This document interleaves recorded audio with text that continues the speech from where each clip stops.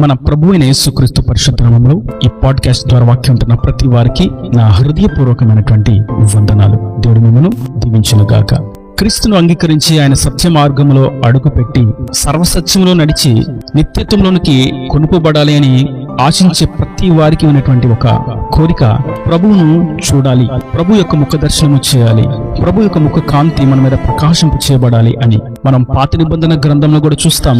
మీరు ఒకరినొకరు దీవించుకునేటప్పుడు యెహోవా సన్నిధి కాంతి నీ మీద ప్రకాశింపు చేయబడను గాక అని మీరు ఒకరినొకరు దీవించుకోండి అని ప్రభు సెలవిస్తారు. దాని యొక్క అర్థం, ప్రభు యొక్క ముఖ దర్శనము, ప్రభు యొక్క ముఖ కాంతి ఆయనను చేరిన వారికి, ఆయన ఆశీర్వాదం కొరకు కనిపెట్టుకున్న వారికి కావాలి అని, అది మీరు ఖచ్చితంగా పొందుకోవాలని కూడా ప్రభు యొక్క ఉద్దేశం అని మనకు తెలియపరచబడుతుంది. మోషేని మనం చూసినట్లయితే మోషే ప్రభు యొక్క ముఖమును చూడగలిగాడు. అటువంటి ప్రవక్త ఇశ్రాయేలులో పుట్టి ఉండలేదు అని మోషేని గురించి మనం సాక్ష్యాన్ని చూస్తాం. అయితే ఆయన ముఖ దర్శనాన్ని మనం చూడాలంటే మనలో ఉండవలసినటువంటి ఆ యొక్క యోగ్యత, ఆ యొక్క అర్హత, ఆ నియమమును మనం చూసినట్లయితే కొన్ని ఆశ్చర్యమైనటువంటి విషయాలు మనం పరిశుద్ధ లేఖనాల్లో గుర్తించగలుగుతాం. అది కీర్తనల గ్రంథం 11వ కీర్తన 7వ చరణం 2వ వరుస. యథార్థవంతులు ఆయన ముఖ దర్శనమును చేసెదరు. చదివినటువంటి వాక్య భాగంలో మనం ఆయన ముఖ దర్శనమును చూడాలి, ఆయన ముఖ దర్శనం చేయాలి అని అనుకున్నప్పుడు నిశ్చయంగా మనలో యథార్థత ఉండాలి. యథార్థవంతులు మాత్రమే ఆయన యొక్క ముఖ దర్శనమును చూస్తారు. యథార్థత లేకుండా కపట హృదయముతో, కపట మనసుతో, కపటమైనటువంటి క్రియలతో, భక్తి అయినటువంటి ముసుగులో, వేషధారణ భక్తిలో ఉన్నట్లయితే భక్తిహీనులుగా మార్చబడి యథార్థతను కోల్పోయి ఆయన ముఖ దర్శనమును చూడలేని వారుగా మిగిలిపోతారు. నేటి అంత్య దినాల్లో మనం చూసినట్లయితే యథార్థత లేనటువంటి వారు అనేకులు మనకు కనపడుతూ ఉంటారు. వారికి సంతోషంగా పెదవుల మీద నవ్వును చిలకరిస్తూ ఉన్నప్పటికీ వారి అంతరంద్రియమున కపటము, శాపము, దూషణ, కోపము దాగి ఉంటాయి. ఇది యథార్థత కానే కాదు. ప్రేమను గూర్చి ప్రకటిస్తూ ప్రేమ లేని వారుగా ఉంటే అది యథార్థత కాదు. పరిశుద్ధతను గూర్చి బోధిస్తూ పరిశుద్ధత లేని వారుగా ఉంటే అది యథార్థత కాదు. ప్రార్థన శక్తిని గూర్చి బోధిస్తూ ప్రార్థన లేని వారుగా జీవిస్తే అది యథార్థత కాదు. వాక్యాన్ని ధ్యానించాలని బోధిస్తూ వాక్యాన్ని ధ్యానించకుండా ఉంటే అది యథార్థత కాదు. సమాధానంగా ఉండాలని వాక్యాన్ని ధ్యానించి, ఐక్యతగా ఉండాలని వాక్యాన్ని ధ్యానించి, లేదా సంతోషంగా అందరితో సమాధానంగా ఉండాలనేటువంటి ఉపదేశాన్ని విని ఆ విధంగా చేయకపోతే అది యథార్థత కానే కాదు. అయితే వాక్యం సెలవిస్తుంది, యథార్థవంతులు మాత్రమే ఆయన ముఖ దర్శనమును చేస్తారు. యథార్థత లేని వారు ఆయన ముఖ దర్శనమును చేయలేరు. మరియు రెండవ విషయాన్ని చూస్తాం. మత్తయి సువార్త 5వ అధ్యాయము 8వ వచనం. హృదయ శుద్ధి గలవారు ధన్యులు, వారు దేవుని చూచెదరు. ఇక్కడ మనం చూస్తున్నాం హృదయం శుద్ధంగా ఉండాలి అని. హృదయం అంతా పాపముతోనూ, మలినముతోనూ, చీకటితోనూ, సాతాను తంత్రాలతోనూ, సాతాను క్రియలతోనూ నింపబడి ఉంటే, అపవిత్ర క్రియలతోనూ, అపరిశుద్ధమైనటువంటి క్రియలతోనూ నిండి ఉంటే ఆయన ముఖమును చూడలేరు, ఆయనను దర్శించలేరు. హృదయం శుద్ధముగా ఉన్నట దేవుని యొక్క జనాంగమునకు ఎంతో ప్రాముఖ్యమైనటువంటి అంశము. హృదయ శుద్ధి లేకుండా ఏమి చేసినప్పటికీ అది అశుద్ధమైనదే.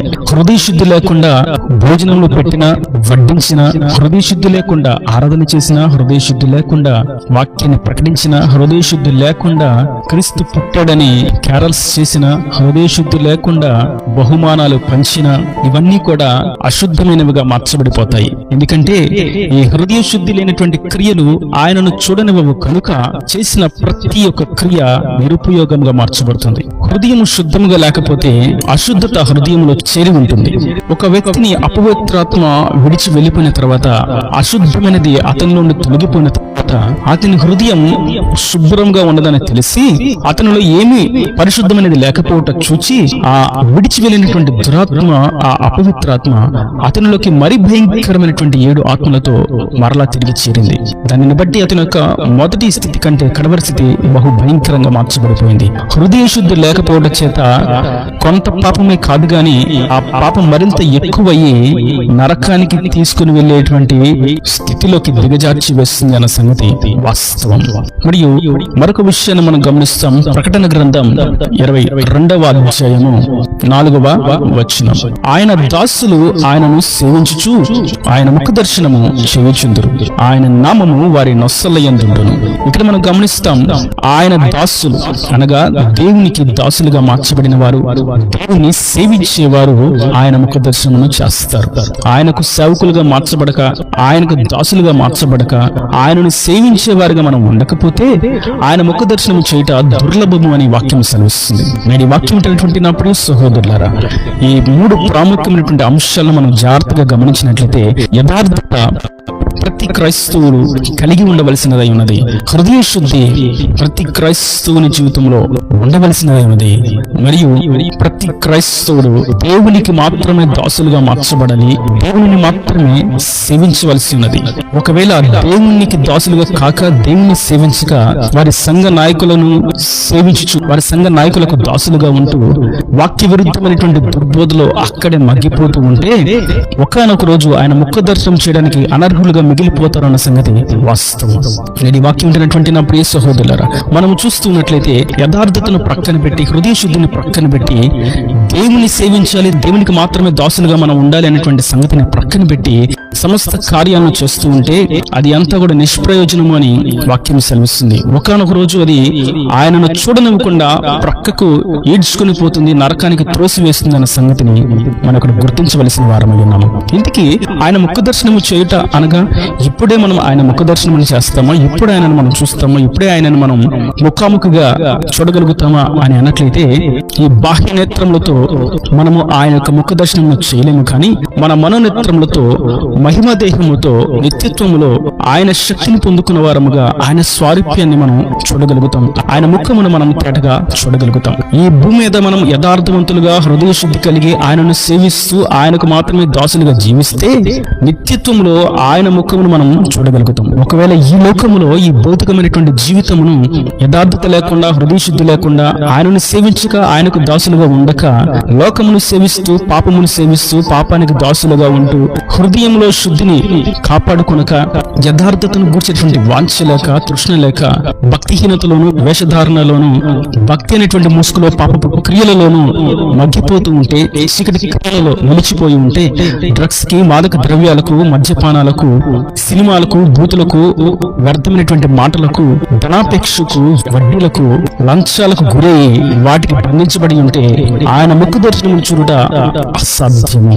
తోటి క్రైస్తవులను ముఖము చూచి పలకరించలేకపోతే, తోటి సేవకులను గౌరవంగా మాట్లాడకపోతే, తోటి సంఘాన్ని మనందరం ఒకటే అన్నటువంటి సమైక్యభావం లేకుండా ఉన్నట్లయితే దేవుని ముఖ దర్శనం చూడట అసాధ్యము, దుర్లభము.